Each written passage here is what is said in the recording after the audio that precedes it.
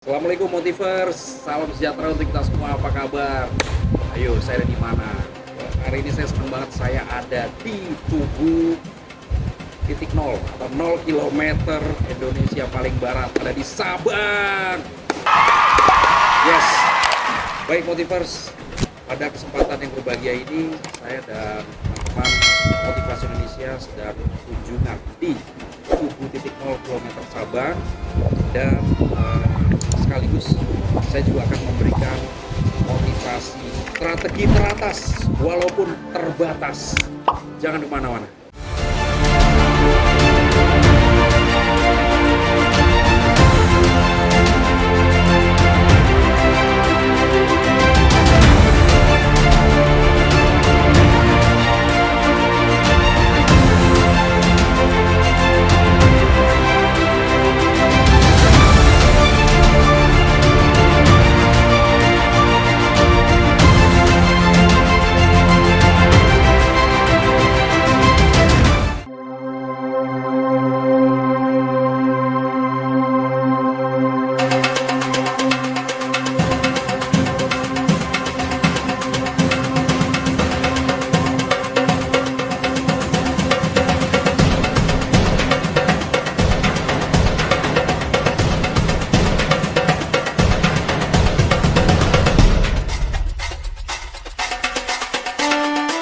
Baik Motivers, saya sudah ada di atas Tugu 0 km Kota Sabang, Aceh. Waduh, ini perjalanan tadi dari hotel tempat kita di pinggiran Kota Sabang ke sini kurang lebih 45 menit ya. Jadi nyebrang dari Banda Aceh itu 1 jam Motivers. Dengan kapal cepat lumayan pusing, tapi begitu sampai Sabang dan apalagi sampai Tugu yang indah ini kelelahannya terbayar. Worth it Motivers. Jadi Anda harus coba ya. Baik Motivers, pada kesempatan yang berbahagia ini dan di perbatasan Indonesia paling barat, yaitu di Tugu 0 km Sabang, saya akan memberikan motivasi strategi menjadi yang teratas walaupun kondisi terbatas. Baik Motivers, apakah kita sering mengeluh, saya ini anaknya orang gak punya, gak mungkin bisa sukses. Lalu kepala daerah, kabupaten kota saya miskin, sumber daya alamnya sedikit, PAD saya rendah. Lalu seorang PNS, anggaran saya kecil, gak bisa berbuat banyak. Banyak sekali pribadi atau instansi yang mengeluh dengan keterbatasan kondisi, baik keterbatasan anggaran, keterbatasan sumber daya alam, keterbatasan sumber daya manusia, dan aneka keterbatasan lainnya, sehingga seolah-olah menjadi pembenaran jika pencapaian atau kinerja mereka juga terbatas. Motivers, oleh karena itu saya akan memberikan motivasi 3 strategi menjadi teratas dengan kondisi yang terbatas. Yang pertama, kuasailah diri kita. Motivers, kita harus menguasai diri kita, instansi kita, kota kita, atau kabupaten kita.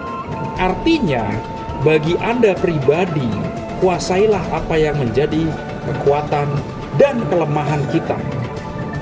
Kira-kira apa bakat saya? Kira-kira apa kekurangan saya? Dengan mengetahui apa kelebihan kita, maka kita bisa mengoptimalkan upaya kita. Ya, sebagai contoh, saya seorang motivator, maka kelebihan saya sudah jelas memotivasi publik dan juga seorang penulis buku. Maka saya mengutamakan untuk berkarir pada bidang motivasi dan penulisan buku. Ya, seorang Lionel Messi, mungkin pengetahuan akademiknya sangat kurang dibandingkan yang lain, tapi ia berhasil menguasai dirinya, mengetahui bakatnya, yaitu bermain sepak bola. Nah, Lionel Messi juga punya kekurangan. Kekurangannya mungkin tubuhnya kecil, tidak sama seperti rata-rata tubuh warga Amerika yang tinggi-tinggi. Namun justru kekurangannya itu berhasil membuat Lionel Messi menjadi bergerak lebih cepat, lebih gesit, dan susah untuk ditempel lawan. Motivasi hidup ini soal menakar kelebihan dan kekurangan.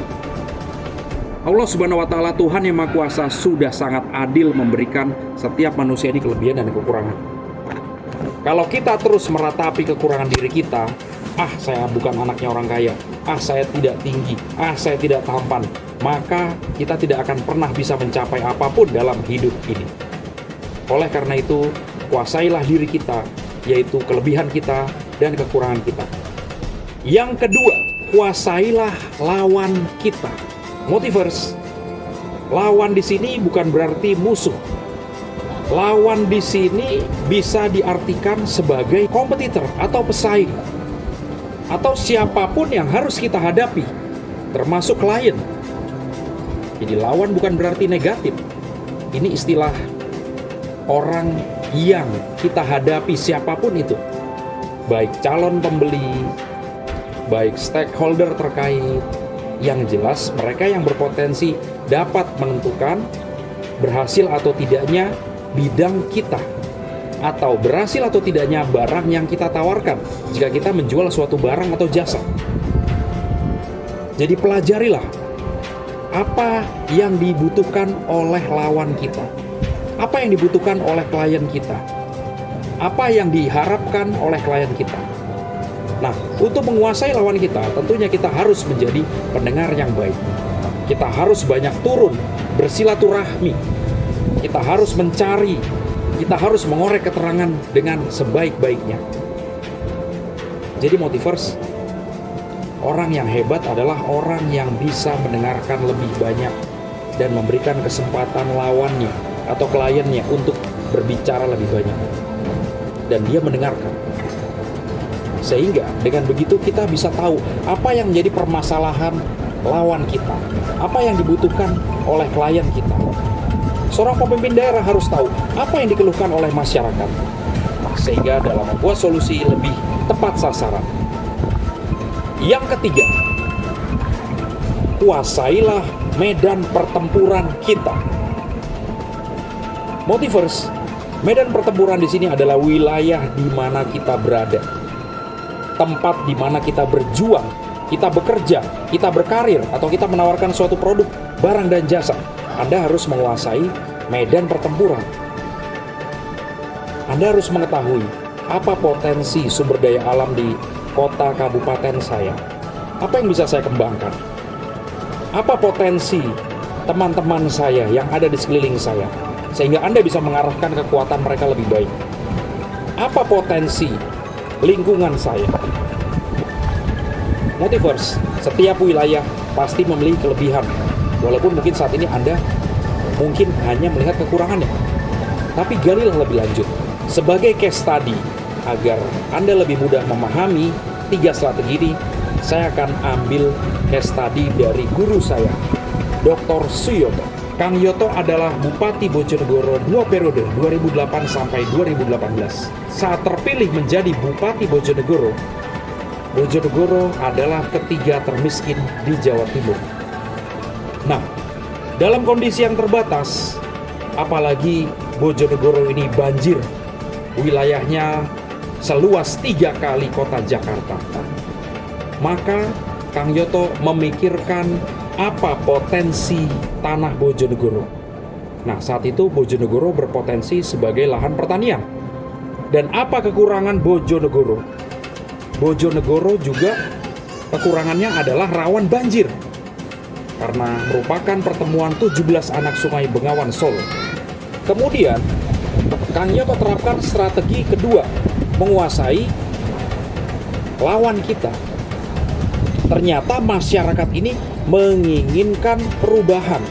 Masyarakat menginginkan peningkatan kesejahteraan. Dan masyarakat ternyata banyak yang menganggur. Nah, setelah dikuasai lawannya, Kang Yoto menerapkan strategi ketiga, menguasai medan pertempuran.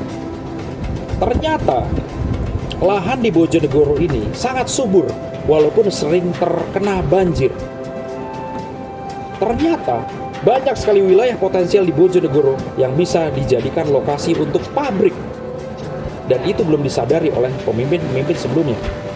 Maka berangkat dari 3 strategi tersebut, akhirnya Kang Yoto menemukan suatu strategi bahwa untuk lahan yang rawan banjir, sangat baik untuk ditanami tumbuh-tumbuhan yang berakar dan berbatang kuat. seperti belimbing dan jambu kristal. Akhirnya, Bojonegoro mulai menanam belimbing dan jambu kristal. Dan apa yang terjadi, Motivers? Boom! Bojonegoro seketika menjadi salah satu sentra belimbing dan jambu kristal terbaik di Indonesia. Dibikin festival belimbing, dibikin upacara adat belimbing, lalu ada tumpeng belimbing, lalu ada 50 lebih aneka produk turunan belimbing yang diolah berbagai rasa. Akhirnya apa, Motivers? Belimbing menjadi ciri khas Bojonegoro dan masyarakat memiliki taraf hidup yang lebih baik. Jadi belimbing semakin terkena banjir semakin kuat. Begitu juga dengan jambu kristal. Dan akhirnya Motivers, apa yang terjadi? Saat Kang Yoto pertama menjabat sebagai Bupati Bojonegoro tahun 2008, APBD Kabupaten Bojonegoro itu hanya sekitar kurang lebih 700 miliar rupiah. Dan pada 2018 di akhir kepemimpinannya, APBD Kabupaten Bojonegoro kurang lebih mencapai 3 triliun rupiah.